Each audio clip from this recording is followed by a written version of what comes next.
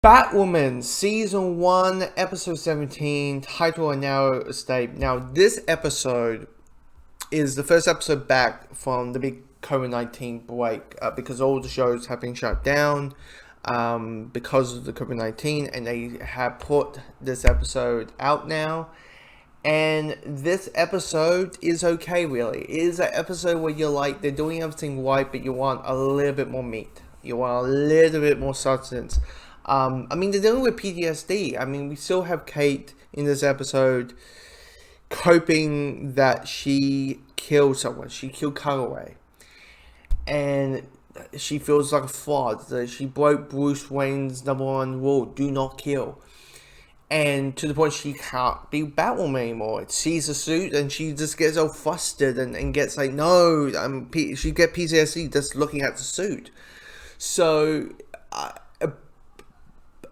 but here's the thing, it feels very service level. It felt like, you know, there's a chance that you could actually deep in a little bit more and explain it a little bit more and dive into it. You have this really good chance to, but it kind of felt like a little bit of where the CW is a comic book show. We'll briefly mention it and kind of move on, or we briefly will touch about it and move on, and that kind of felt like. The first about the first 3 or 5 minutes of this episode felt really clunky because we have a time jump. We see Kate as Batwoman realizing she can't be Batwoman anymore, and then we have 1 week later dealing with our main threat, and it just felt really clunky. And I kind of wish there was a fluent transition of having that time jump, and you know, personally, it just felt really out of place. It felt like, okay, wait, 1 week later, what? And that, and you know, the big bad of this, like, it's a weird thing because the threat is that there's this bomber who's getting people to, essentially, this bomber has 2 bombs running around. One on this victim, who is mostly attached to their car. And he gives them a choice. There's a bomb somewhere else in Gotham, and you have the choice to save your life and let those people die, or sacrifice yourself to let those people live. And you're thinking, that is a really intriguing idea and really well done. Like, this is, you know, and you have this kind of like, ooh, what's going to happen? Are they going to do it or not? And to be fair, I felt nothing. I felt nothing. And maybe because it's like, maybe I'm too much of a comic book nut, where I'm like, where's my fucking Batwoman? I could be. But it's an episode that felt okay. Like, the Alice stuff, because, you know, last episode, Alice and Mouse is in Arkham.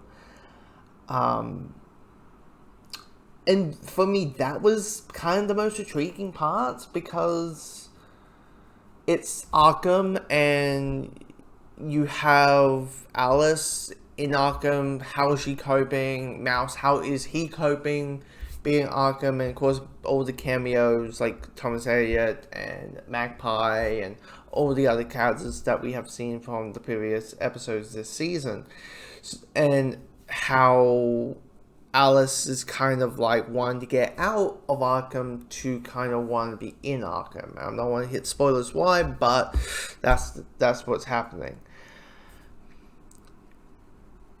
So I talk about all the major stuff. Now, as a Batman fan, the most interesting part of this episode was a bit of information about Bruce. You know, Luke finds out that Kate killed Cutaway, and he says, and you know, she mentions about, hey, I broke his code, I broke Bruce's code, and you know, do not kill and that kind of thing. And Luke immediately just says, do you think Bruce kept his code? Like, Kate, the Joker is not in Arkham. He's dead. And you're like, hold on a second. And immediately I'm like, wait.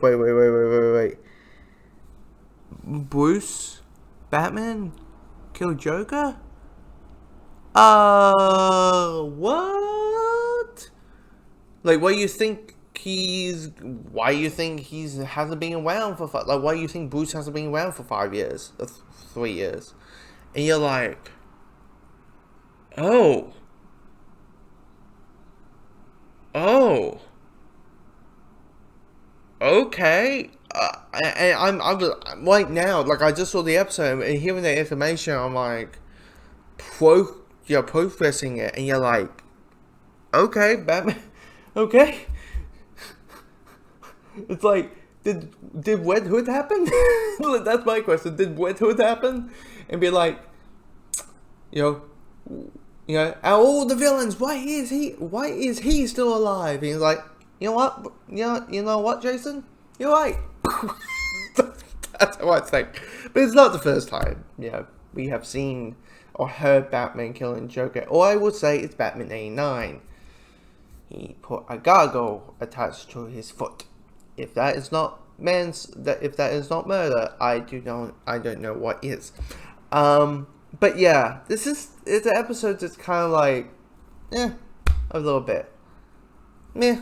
It's okay. It's an okay episode back, but next week's episode kind of looks pretty badass. So hopefully, get a good episode next week.